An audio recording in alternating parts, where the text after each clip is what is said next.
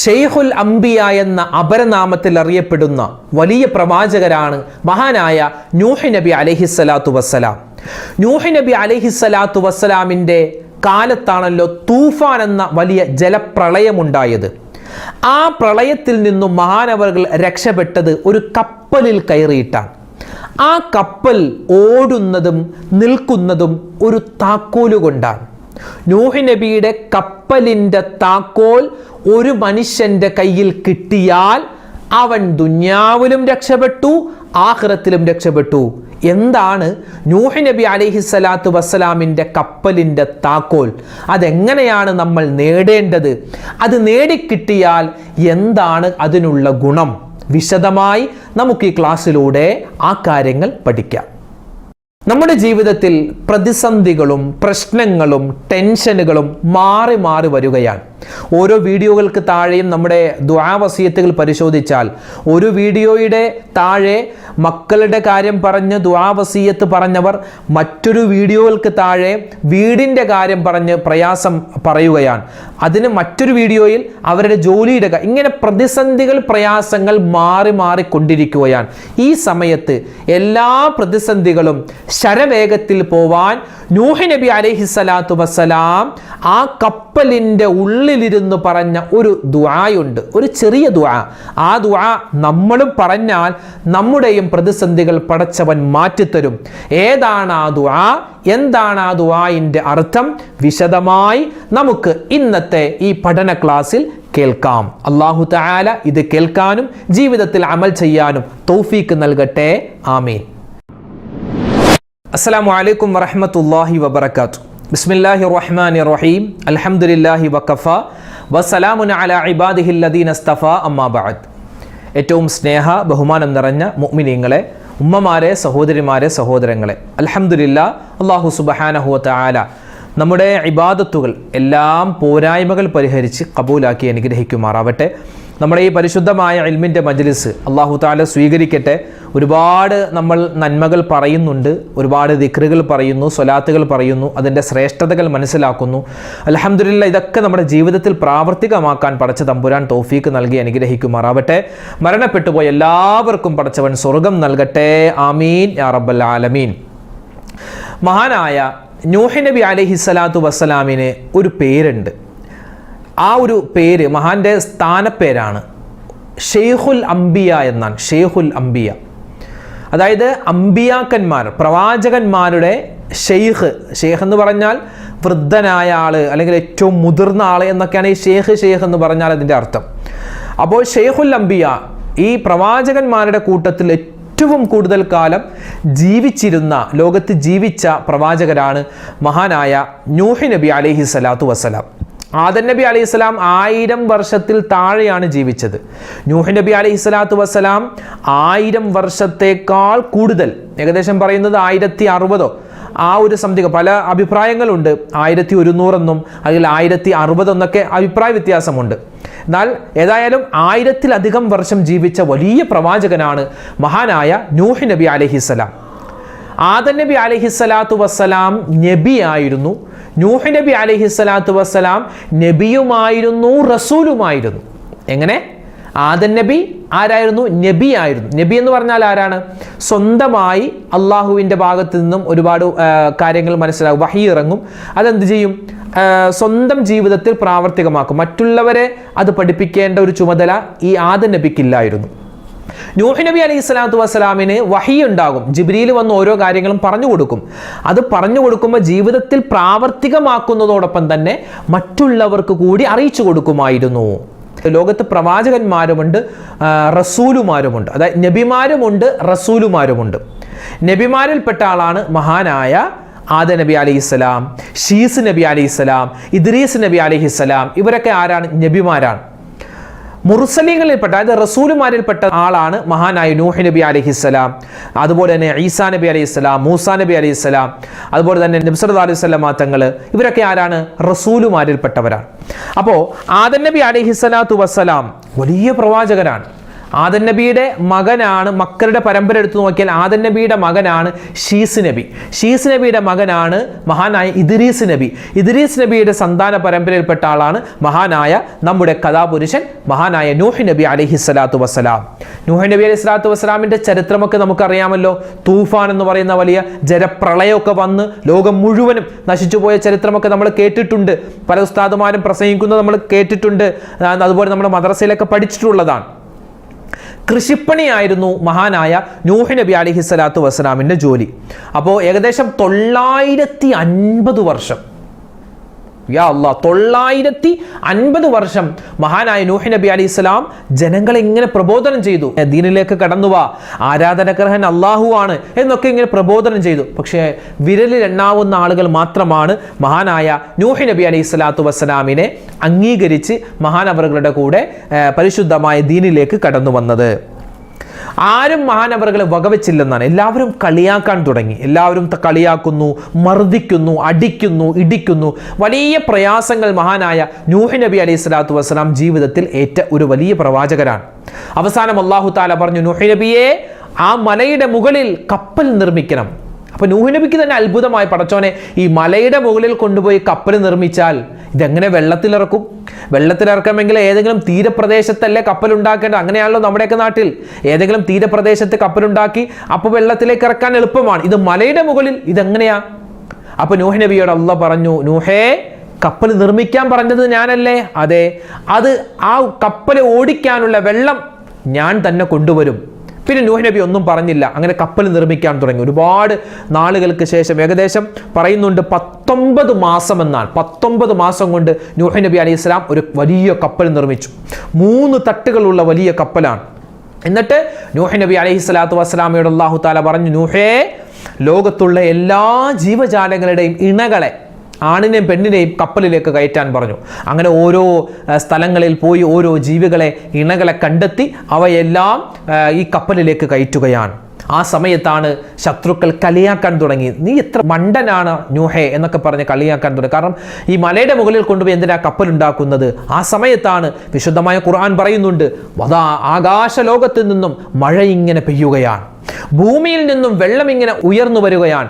ആകാശത്ത് നിന്ന് വെള്ളം, ഭൂമിയിൽ നിന്ന് വെള്ളം, 2 വെള്ളവും ഒന്നിച്ചു എന്നാണ്. ആ സമയത്താണ് ആ കപ്പൽ മലയുടെ മുകളിൽ നിർമ്മിച്ചത് എന്തിനാണെന്ന് ആ ശത്രുക്കളായ ആളുകൾക്ക് മനസ്സിലായത്. കപ്പൽ ഇങ്ങനെ ആ വെള്ളത്തിലൂടെ ഒഴുകാൻ തുടങ്ങിയെന്നാണ്. നൂഹ് നബി അലൈഹി സ്വലാത്തു വസ്സലാമിൻ്റെ ഭാര്യ വിശ്വസിച്ചില്ല. നൂഹ് നബി അലൈഹി സ്വലാത്തു വസ്സലാമിന് 4 മക്കളുണ്ടായിരുന്നു എന്നാണ്. അതിൽ ഒരു മകൻ, കനാൻ എന്ന് പറയുന്ന മകൻ, വിശ്വസിച്ചില്ല. ബാക്കി 3 മക്കൾ മാത്രമാണ് നൂഹ് നബി അലൈഹി സ്വലാത്തു വസ്സലാമിനെ കൊണ്ട് വിശ്വസിച്ചത്. 80 മനുഷ്യരും ഒരുപാട് മൃഗങ്ങളും ആ കപ്പലിലൂടെ ഇങ്ങനെ സഞ്ചരിക്കുകയാണ്. ലോകം മുഴുവനും വെള്ളം, ലോകം മുഴുവനും വെള്ളം. ഞാനിപ്പോൾ പറയുന്നത് എറണാകുളം ജില്ലയിലെ ഈ എറണാകുളം സെൻട്രൽ ജുമാ മസ്ജിദിലാണ് ഞാൻ ഈ ക്ലാസ് നിങ്ങൾക്ക് പറഞ്ഞ്. ഇവിടെയും വെള്ളമായിരുന്നു.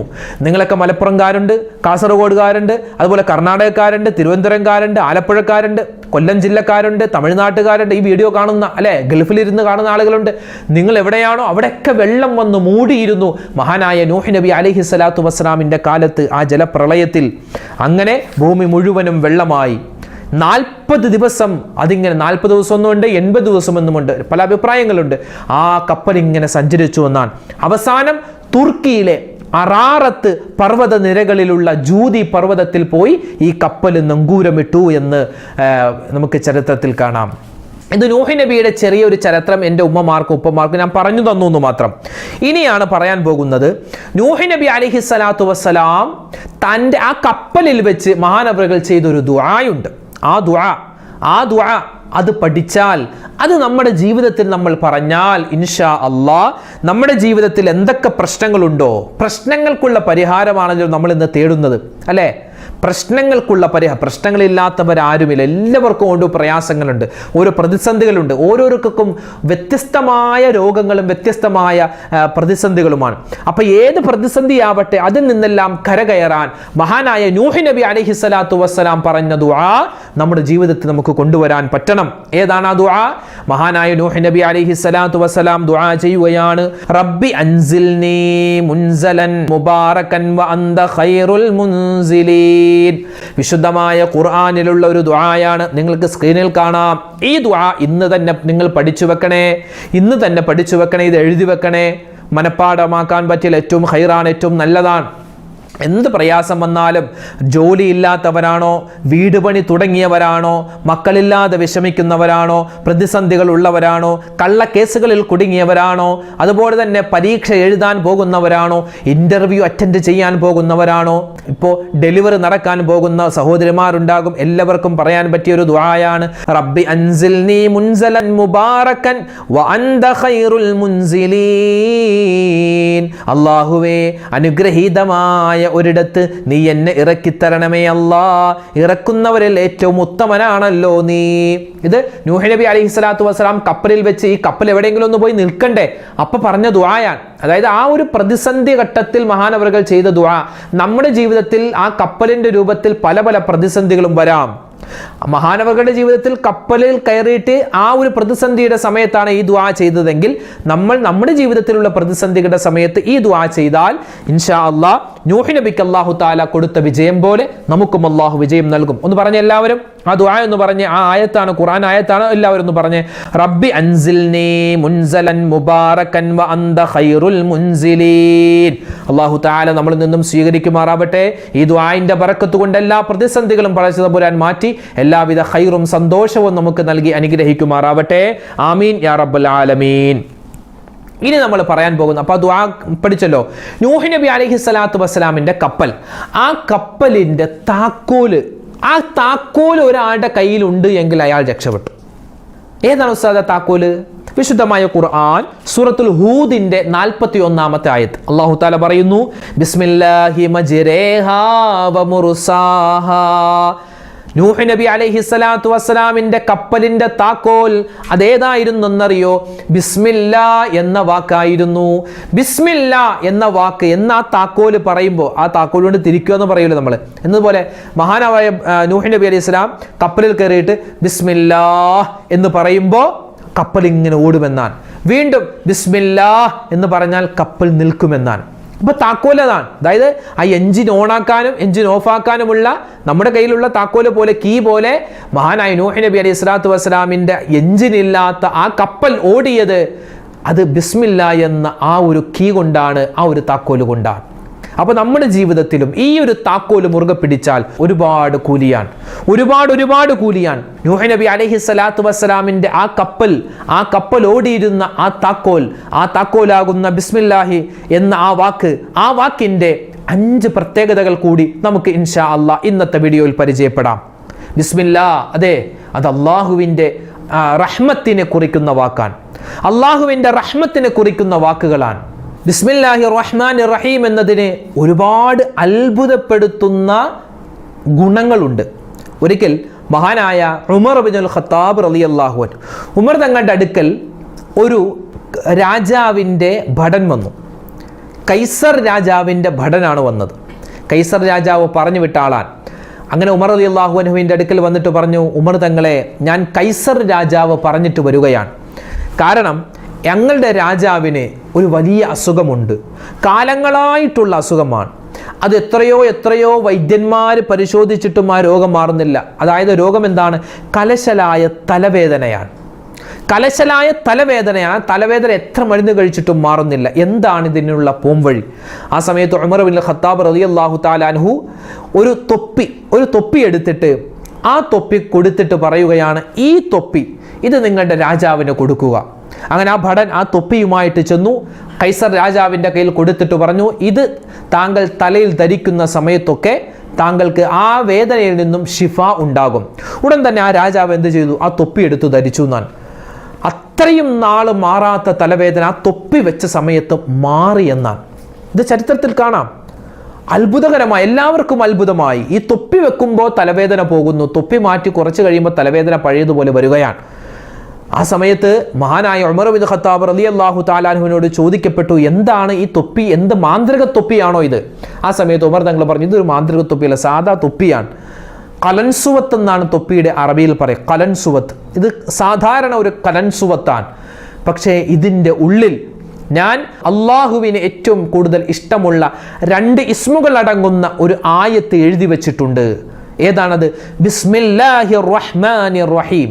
ഈ ആയത്തിൻ്റെ ബറക്കത്ത് കൊണ്ടാണ് ഈ തൊപ്പി വെക്കുന്ന സമയത്ത്, അതായത് തൊപ്പിയിൽ ഈ ബിസ്മില്ലാഹിർ റഹ്മാനിർ റഹീം എന്ന് എഴുതിയത് തുന്നി വെച്ചിട്ടുണ്ടായിരുന്നു, പേപ്പറിൽ എഴുതി തുന്നി വെച്ചിട്ടുണ്ടായിരുന്നു. അത് വെക്കുമ്പോഴാണ് ഈ തലവേദന പോകുന്നത്.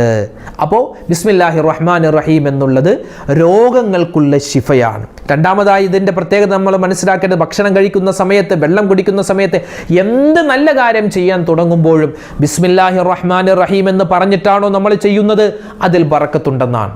നിങ്ങളൊന്ന് പരീക്ഷിച്ചു നോക്കുക. നമുക്കൊരു പനി വന്നാൽ പാരസെറ്റാമോൾ കഴിക്കുമ്പോൾ നമ്മൾ ബിസ്മി പറയാതെ കഴിക്കുക, ബിസ്മി പറഞ്ഞിട്ട് കഴിക്കുക, അതിൻ്റെ വ്യത്യാസം നമുക്ക് മനസ്സിലാവും. ബിസ്മി പറഞ്ഞിട്ട് കഴിക്കുമ്പോഴും അതുപോലെ ബിസ്മി പറയാതെ നമ്മൾ മരുന്ന് കഴിക്കുമ്പോഴും വലിയ വ്യത്യാസമുണ്ടാകും. ബിസ്മി പറഞ്ഞിട്ട് കഴിയുകയാണെങ്കിൽ ആ ഒരൊറ്റ പാരസെറ്റാമോളിൽ പനിയൊക്കെ പമ്പ് കിടക്കും. ബിസ്മി കഴിക്കാതെ എത്രയും നമുക്ക് കഴിഞ്ഞറിയില്ല എത്രയോ പാരസെറ്റാമോളാണ് കഴിച്ചതെന്ന്. അപ്പോൾ ബിസ്മിയുടെ പ്രത്യേകത വലിയതാണ്, രോഗങ്ങൾക്കുള്ള ശിഫയാണ്. എന്ത് നല്ല കാര്യം തുടങ്ങുമ്പോഴും ബിസ്മി പറയണം. മൂന്നാമതായി ഈ ബിസ്മില്ലാഹിർ റഹ്മാനിർ റഹീം എന്നതിൻ്റെ ശ്രേഷ്ഠതയായി പറയുന്നത്, ഉമ്മമാരെ, സഹോദരിമാരെ, നിങ്ങൾ പാചകം ചെയ്യുമ്പോൾ മാവ് കുഴക്കുമ്പോൾ, അല്ലെങ്കിൽ മീൻ മുറിക്കുന്ന സമയത്ത്, അല്ലെങ്കിൽ ഇറച്ചി കഷ്ണിക്കുന്ന സമയത്ത്, അല്ലെങ്കിൽ അരി കഴുകുന്ന സമയത്തൊക്കെ നിങ്ങൾ പാചകം ചെയ്യുന്ന സമയത്ത് ബിസ്മില്ലാഹിർ റഹ്മാനിർ റഹീം എന്ന് പറയാൻ മറന്നു പോകരുതേ. കാരണം ആ ബിസ്മി പറഞ്ഞിട്ട് ഉണ്ടാക്കുന്ന ഭക്ഷണത്തിൽ ബറക്കത്തുണ്ട്. ആ ബറക്കത്തുള്ള ഭക്ഷണം കഴിച്ചാൽ അവരുടെ വിശപ്പ് മാറുന്നതിനനുസരിച്ച് നമുക്ക് ആ ഭക്ഷണം ഉണ്ടാക്കിയ ആ ഉമ്മയാവട്ടെ, ആ സഹോദരിയാവട്ടെ, അവർക്ക് വലിയ പ്രതിഫലം കിട്ടിക്കൊണ്ടിരിക്കും. അപ്പോൾ പ്രതിഫലം കിട്ടണമെങ്കിൽ ആ ഭക്ഷണം ഉണ്ടാക്കുന്നതിന് മുമ്പ് എന്ത് പറയണം? ബിസ്മില്ലാഹിർ റഹ്മാനിർ റഹീം പറയണം. ഇത് മൂന്നാമത്തേത്. നാലാമത്തേത്, വസ്വാസ് പോവാൻ. ഒരുപാട് പേർക്ക് ഭയങ്കര വസ്വാസാണ്, എന്ത് ചെയ്താലും വസ്വാസ്. അപ്പോൾ ഒരു കാര്യം ചെയ്യുമ്പോൾ ബിസ്മി പറഞ്ഞിട്ട് നമ്മൾ ചെയ്താൽ, വുളു എടുക്കുന്ന സമയത്ത്, കുളിക്കുന്ന സമയത്ത്, എന്ത് നല്ല കാര്യം ചെയ്യുമ്പോഴും ബിസ്മില്ലാഹിർ റഹ്മാനിർ റഹീം പറഞ്ഞിട്ട് ചെയ്തു നോക്കി വസ്വാസ് ഉണ്ടാവാൻ സാധ്യത വളരെ കുറവാണെന്നാണ്. അഞ്ചാമതായി ഇതിൻ്റെ പ്രത്യേകത പറയുന്നത്, ബിസ്മില്ലാഹിർ റഹ്മാനിർ റഹീം എന്ന ഒരു മനുഷ്യൻ ഒരു പേപ്പറിൽ എഴുതി അവൻ്റെ കയ്യിൽ സൂക്ഷിച്ചാൽ അതവനിക്ക് വലിയ ഒരു വിജയം കൊണ്ടെത്തിക്കുമെന്നാണ്, വിജയമുണ്ടാകുമെന്നാണ്. ഒരു യഹൂദനായ മനുഷ്യൻ അയാൾ എന്ത് ചെയ്തു? ഇങ്ങനെ വഴിയിലൂടെ നടന്നു പോകുമ്പോൾ പരിശുദ്ധമായ ഖുർആനിൻ്റെ ഒരു കടലാസ് കിട്ടി. അതിൽ എഴുതിയിരിക്കുന്നത് ബിസ്മില്ലാഹിർ റഹ്മാനിർ റഹീം എന്നാണ്. ഇയാൾക്ക് മനസ്സിലായി ഇത് ഖുർആനിൻ്റെ കുറച്ച് കഷ്ണമാണെന്ന്. അയാൾ അതെടുത്ത് ആ ചെളിയിൽ നിന്നും എടുത്ത് തൻ്റെ വീടിൻ്റെ ഒരു മുകളിൽ കൊണ്ടുപോയി അത് സുരക്ഷിതമായി വെച്ചു എന്നാണ്. ഇയാൾ മരിക്കുന്ന സമയത്ത് ഈമാനോടുകൂടി മരിച്ചു എന്നാണ്. ഇയാൾ ഇങ്ങനെ ഈമാനോടുകൂടി മരിക്കാനുള്ള കാരണം ആ ബിസ്മില്ലാഹിർ റഹ്മാനിർ റഹീം എന്ന് എഴുതിയത് അയാൾ സൂക്ഷിച്ചു വെച്ചതിൻ്റെ കാരണത്താൽ. ഇങ്ങനെ ഒരുപാട് പ്രത്യേകതകൾ ഈ മഹാനായ നൂഹ് നബി അലൈഹിസ്സലാത്തു വസ്സലാമിൻ്റെ കപ്പലിൻ്റെ താക്കോലാകുന്ന ഈ ബിസ്മില്ലാഹിർ റഹ്മാനിർ റഹീം, ബിസ്മില്ലാ എന്ന വാക്കിന് ഉണ്ട്. ഒരുപാട് പ്രത്യേകതകൾ ഇനിയും പറയാനുണ്ട്, ഇൻഷാ അല്ലാഹ് മറ്റൊരവസരത്തിൽ പറയാം. അപ്പോൾ ഈ താക്കോല് നമ്മൾ മുറുകെ പിടിക്കുക. ഈ താക്കോല് കയ്യിലുള്ളവർക്ക് ഒരു പരാജയവും ഉണ്ടാവില്ല. നൂഹ് നബി അലൈഹിസ്സലാത്തു വസ്സലാം തൻ്റെ ജീവിതത്തിൽ പറഞ്ഞ ആ ദുആ നമ്മൾ ഇവിടെ പറഞ്ഞിട്ടുണ്ട്. ആ ദുആ നമ്മൾ ഒരുപാട് വട്ടം പറയാൻ പ്രത്യേകം ശ്രദ്ധിക്കുക. അല്ലാഹു സുബ്ഹാനഹു വ തആല നമ്മെ അനുഗ്രഹിക്കുമാറാവട്ടെ. മഹാനായ നൂഹ് നബി അലൈഹിസ്സലാത്തു വസ്സലാമിൻ്റെ കൂടെ സ്വർഗ്ഗത്തിൽ കടക്കുന്നവരുടെ കൂട്ടത്തിൽ റഹ്മാനായ റബ്ബ് നമ്മളെല്ലാവരെയും ഉൾപ്പെടുത്തുമാറാവട്ടെ.